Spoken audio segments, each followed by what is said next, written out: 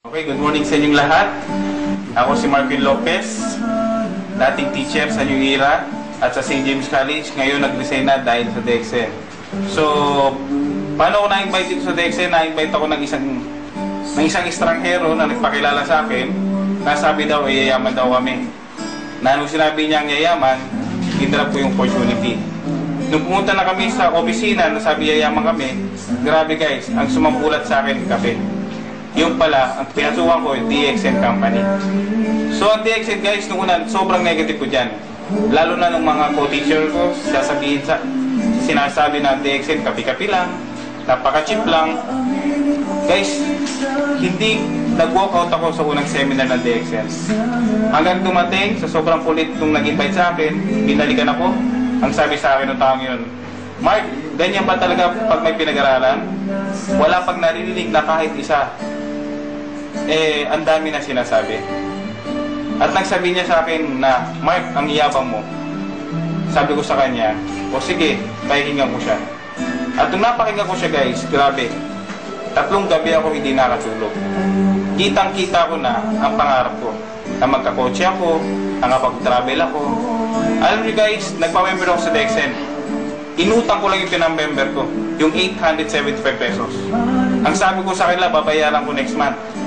Kasi guys, kaya ako inutang yun. Kasi ayaw ko dumating yung point na maunahan pa ako ng mga ibang nagdi-DXN sa mga kakilala ko. Kaya naman nagpa-member agad ako. Hanggang naging first check ko nga dito sa DXN guys, no? Pumalo ng napakalaki guys, no? So ito nga pala yung aking ano. Okay? Ito yung aking ID sa New Era. At ito rin yung lisensya ko. Kumbaga board passer na rin ako. Ito yung first check ko sa DXN nung nag-start ako. April 21, 2004. Magkano? 800 pesos.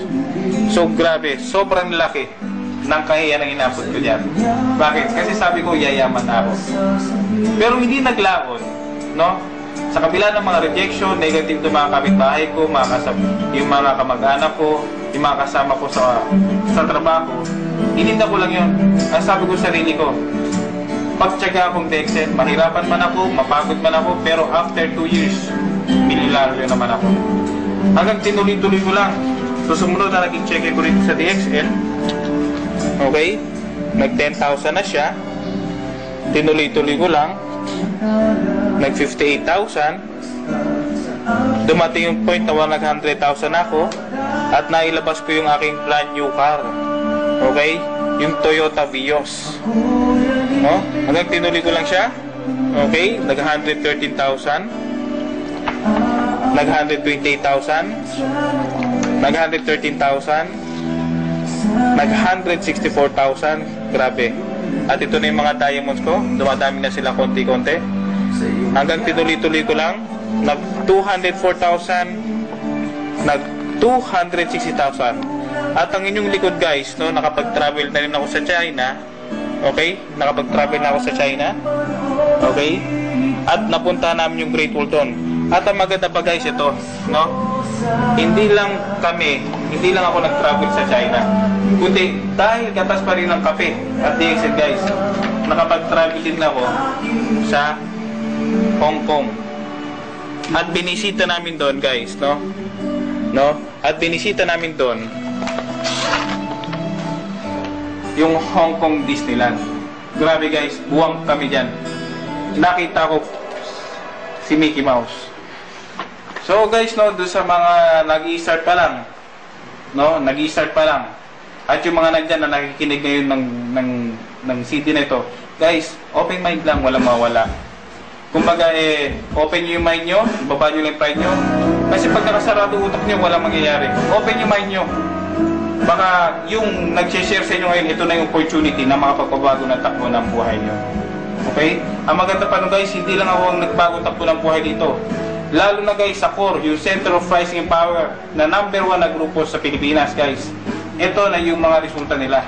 Okay? Ito, si Archie Cadasio, dati rin siyang teacher. Meron siyang 4 na anak. Ayan.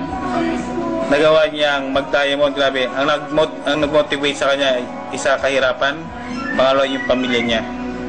Okay? Grabe oh.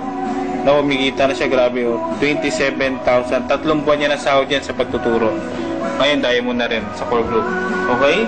Ito naman si Roger Napsay. Dati siyang teacher sa New Era University. MA to at nag-doctorate.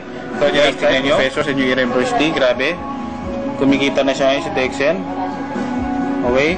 33,000. Okay, ito naman si Hazel Malyari. Grabe guys, oh. 5 ang anak nito.